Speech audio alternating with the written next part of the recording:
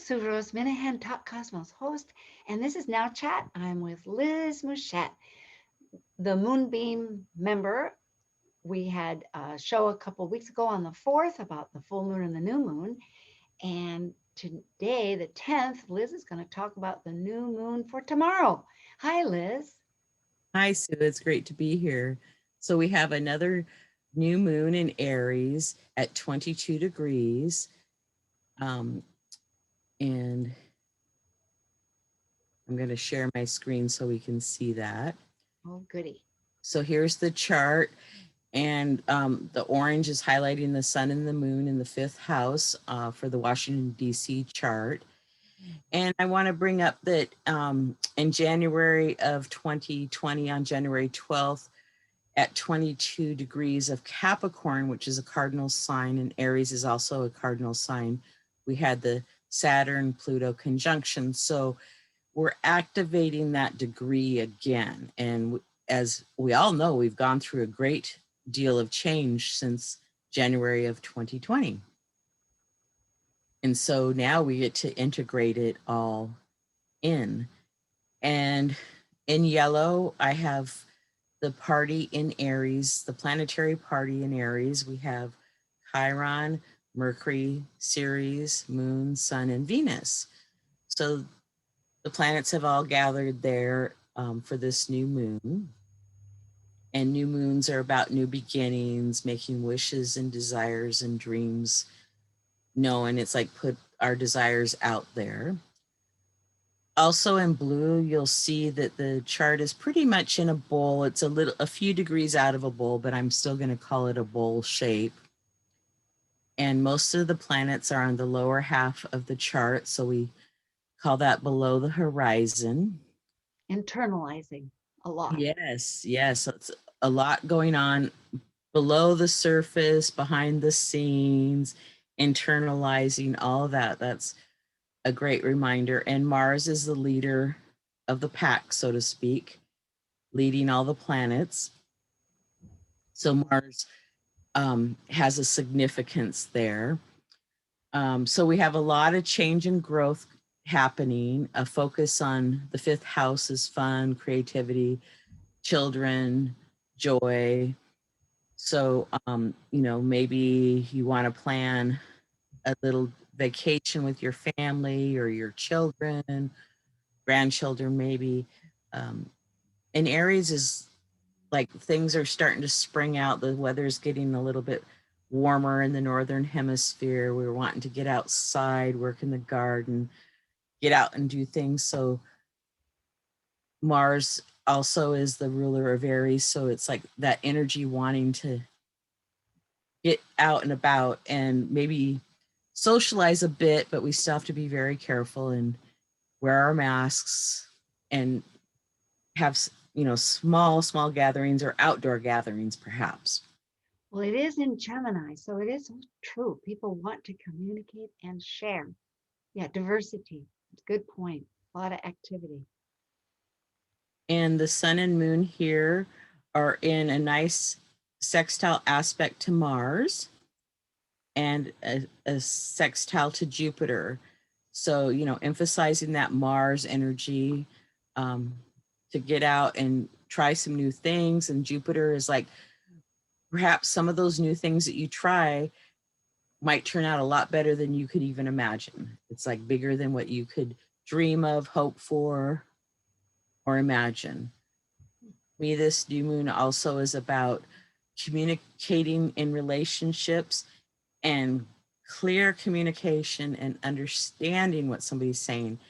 If you don't understand, or you maybe double check, be clear, or send an email if for a meeting to make sure that the meeting's going to happen when you think it's going to happen. It's just kind of double check those things. That's And good again, sage advice. lots going on below the surface. So sometimes it's easy for miscommunication. This is the new moon chart for the West Coast, and I'm just north of Seattle, so I use Seattle. And so the new moon is happening here in the seventh house, and that's about relationships, business, intimate, one-on-one relationships. And even though in the East Coast chart we had Mars and the North Node there, so both charts have an emphasis on the seventh house of relationships. And then here we're back to the Washington, D.C. East Coast chart, and we have Mars on the ascendant. And so we call that the chart ruler, or Scorpio, sorry, Scorpio on the ascendant, and Mars is the traditional ruler, and the modern ruler is Pluto. And Mars is leading that pack. So Mars is pretty prominent regardless. So it's kind of what I call a repeat theme happening of Mars energy.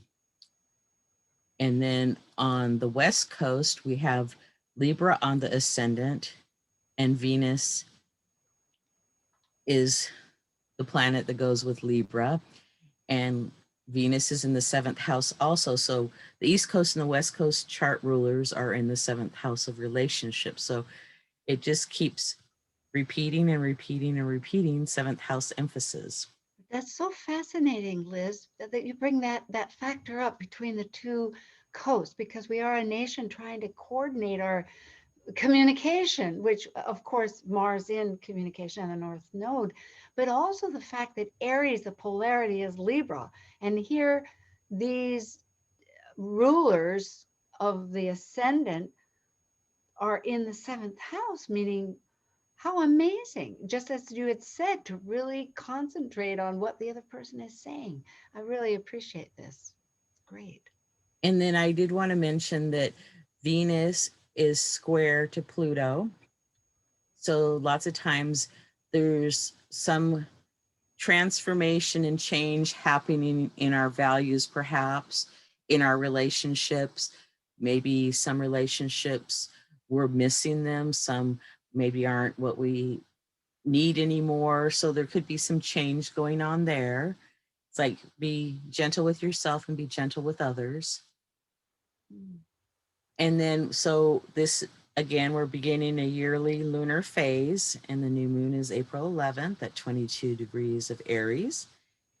And then the full moon phase will be October 20th at 13 degrees of Aries. And also, it begins the lunar gestation cycle.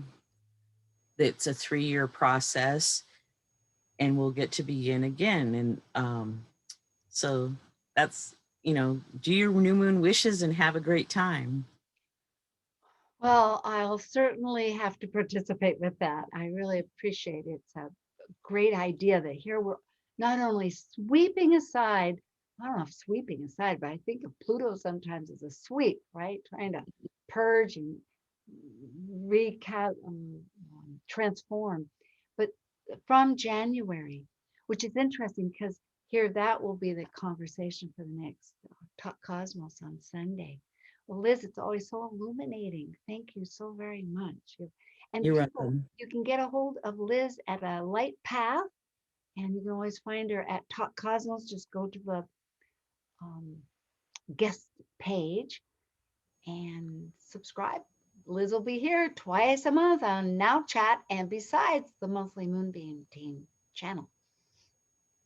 Thank And you. did you have any other thoughts? Yes, that you wanted to add before we sign off, or Well, I do know, we have? like for myself, I've been getting out in the garden and doing more and more. And it's like, I think, well, I can do this amount. And then it's like, I get that done. And then it's like, oh, now I can do something more. so, I'm, That action spurs action. Yes. so I'm already feeling that energy of moving forward and creating it more and making it bigger than it was. So Oh, it and feels that good. goes along with the Jupiter. Thank you. Uh, Okay, then thank you, everybody. And I guess I'll say adieu.